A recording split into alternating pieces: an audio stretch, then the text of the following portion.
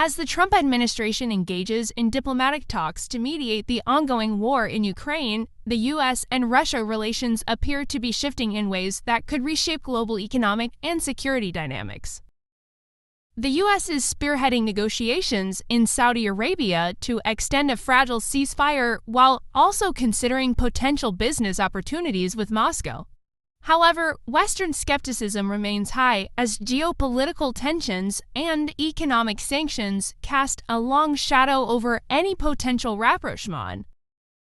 Ahead of key discussions in Riyadh, Steve Witkoff, President Trump's chief negotiator, sparked controversy by reiterating some of the Kremlin's talking points regarding Ukraine's contested eastern territories. In an interview with Tucker Carlson, Witkoff claimed that a majority of people in 4 regions of Ukraine, areas Russia has attempted to annex through internationally condemned referendums, favor Russian rule. The question is, will they be? Will the world acknowledge that those are Russian territories? Witkoff stated, adding that Ukrainian President Volodymyr Zelensky's political survival could depend on his stance regarding these contested lands.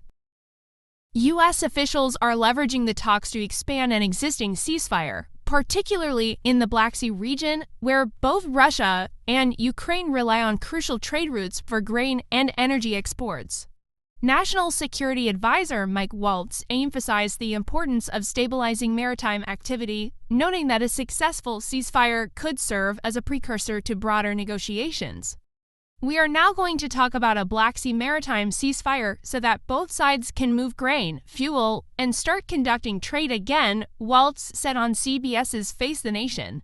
Despite these diplomatic overtures, Russia and Ukraine are not expected to meet directly. Instead, the U.S. will mediate between delegations from both countries, underscoring Washington's central role in shaping the potential outcome of the talks. As negotiations unfold, Moscow is signaling potential economic opportunities for American businesses should relations improve. President Vladimir Putin has hinted at opening Russia's rare earth mineral reserves to U.S. companies and expanding energy partnerships in the Arctic.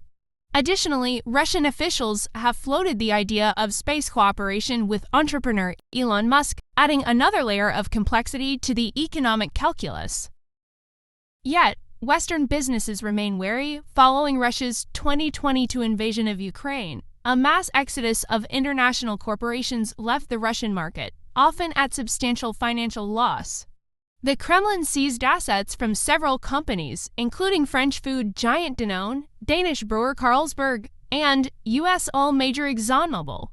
Putin has since warned that companies that previously abandoned Russia would not receive preferential treatment if they sought to return. If the niches of Western companies are already filled by Russian business, then the train has left the station, Putin stated at a recent business convention. The Russian economy has proven resilient despite prolonged sanctions, largely due to continued oil exports to China and India. However, analysts caution that Moscow's long-term economic outlook is increasingly fragile. Rising inflation, high interest rates, and persistent trade restrictions make Russia a difficult investment landscape, even if sanctions were to be eased. For U.S. and European corporations, the political and reputational risks of reinvesting in Russia remain significant.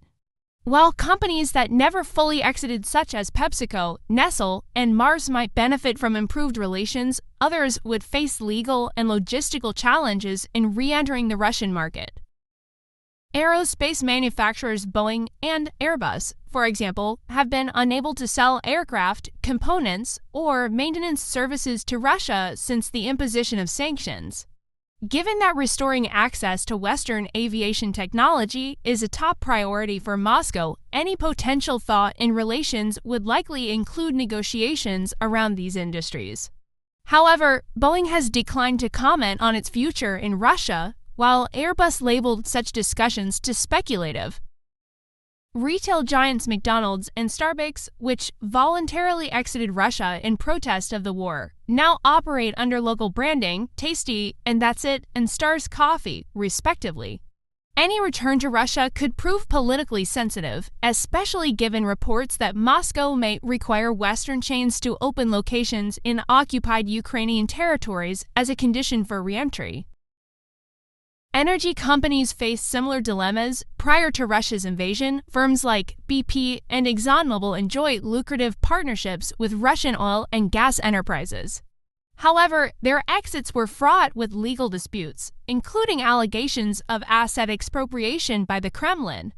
With BP still struggling to divest its 20% stake in Russian oil giant Rosneft, the company's leadership remains hesitant about future engagement in the region.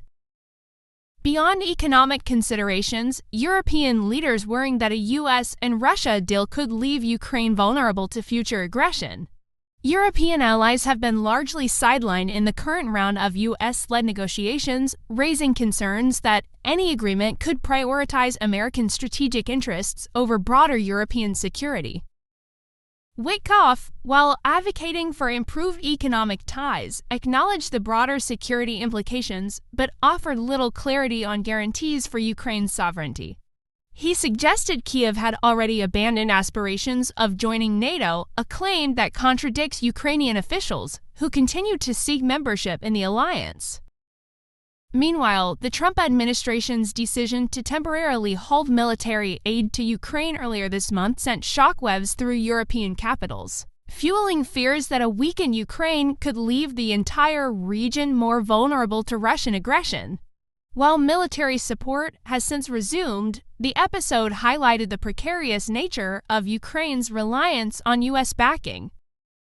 As Washington balances diplomacy, economic strategy, and military considerations, the future of U.S. and Russia relations remains uncertain. The Trump administration appears intent on forging a new path that prioritizes economic cooperation, but deep-seated mistrust and unresolved security concerns continue to cloud the landscape. For Western businesses, the prospect of re-entering Russia is fraught with risk. Even if sanctions are lifted, reputational damage, regulatory uncertainty, and fears of Kremlin interference may keep many companies on the sidelines. At the same time, European leaders remain wary of any U.S. deal that could embolden Moscow while leaving Ukraine's security in question. The coming months will prove pivotal whether the Trump administration's approach results in a lasting peace or merely a temporary pause in hostilities will shape the geopolitical landscape for years to come.